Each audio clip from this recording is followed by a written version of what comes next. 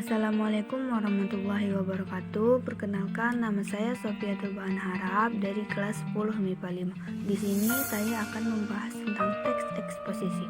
Oke, kita lanjut ke pembahasannya. Pengertian teks eksposisi.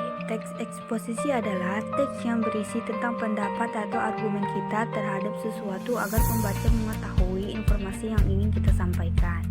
Ciri-ciri teks eksposisi yang pertama yaitu informatif, yaitu berisi tentang informasi. Yang kedua, berdasarkan fakta. Dalam menyampaikan sesuatu harus berdasarkan fakta dari suatu kejadian tersebut. Ketiga, berusaha untuk mempengaruhi. Di sini kita harus berusaha untuk mempengaruhi pembaca. Yang terakhir, memakai bahasa yang baik dan benar sesuai dengan ejaan atau bahasa baku. Struktur teks eksposisi. Pertama, tesis. Bagian ini berada pada bagian awal teks yang berisi topik yang diangkat oleh penulis. Argumentasi.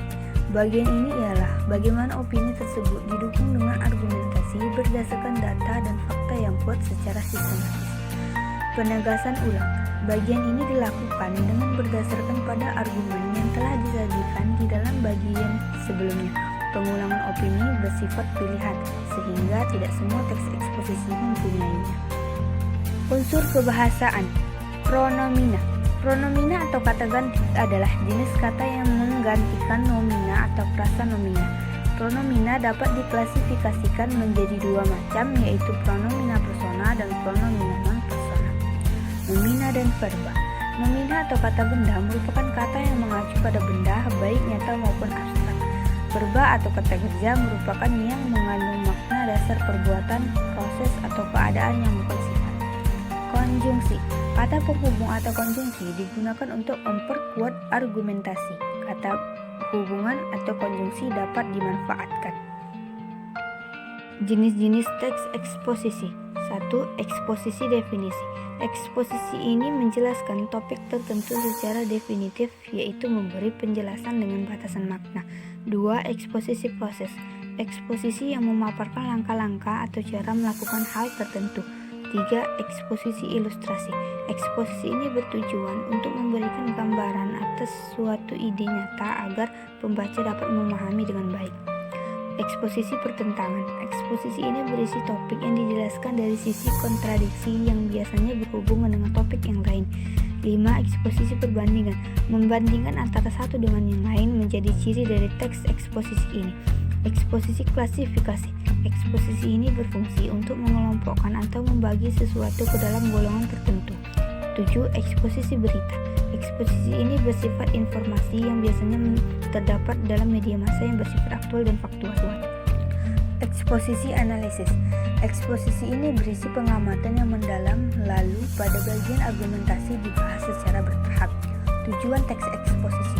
Tujuannya ialah untuk menjelaskan informasi tertentu supaya dapat menambah ilmu pengetahuan pembaca, sehingga dengan membaca teks eksposisi maka pembaca akan mendapat pengetahuan secara rinci dari suatu hal atau kejadian.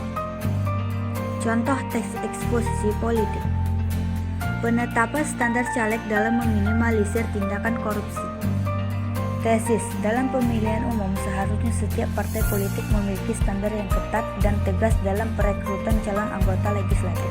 Standar kriteria setiap calon wakil rakyat haruslah bisa menjadi kualifikasi tegas bagi para calon anggota wakil rakyat yang bermasalah, khususnya korupsi. Seperti contoh, para calon legislatif yang pernah tercantum dalam permasalahan pelanggaran HAM atau permasalahan korupsi tidak diperkenankan untuk menjadi dan diterima sebagai anggota legislatif. Hal tersebut perlu diperhatikan dengan tegas karena anggota dewan diharapkan adalah benar-benar orang yang bermasalah dan memiliki integritas tinggi terhadap negeri. Argumentasi. Penetapan standar dalam pemilihan calon anggota legislatif adalah salah satu tindakan yang sangat penting untuk digalakkan. Berdasarkan fakta dan hasil survei menunjukkan bahwa lembaga parlemen dalam sistem pemerintahan parlementer, baik itu lembaga tingkat pusat maupun lembaga yang ada di tingkat daerah, dianggap sebagai lembaga-lembaga dengan tingkat pelanggaran korupsi tertinggi. Hal tersebut dijelaskan oleh Jojo Rohi yang menjabat sebagai Sekretaris Jenderal Komite Independen Pemantau Pemilu atau KIPP. Penegasan ulang, penetapan standar caleg merupakan tindakan yang perlu dan penting untuk digalakkan.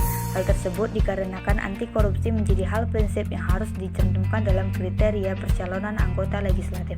Setiap caleg yang memiliki track record yang buruk seperti pelanggaran HAM, poligami, selingkuh dan sebagainya dan korupsi seharusnya tidak diperkenankan menjadi anggota Dewan Legislatif. Harapan dan tindakan tersebut adalah berkurangnya angka korupsi di tingkat lembaga legislatif. Sekian pembahasan tentang teks eksposisi dari saya. Terima kasih. Wassalamualaikum warahmatullahi wabarakatuh.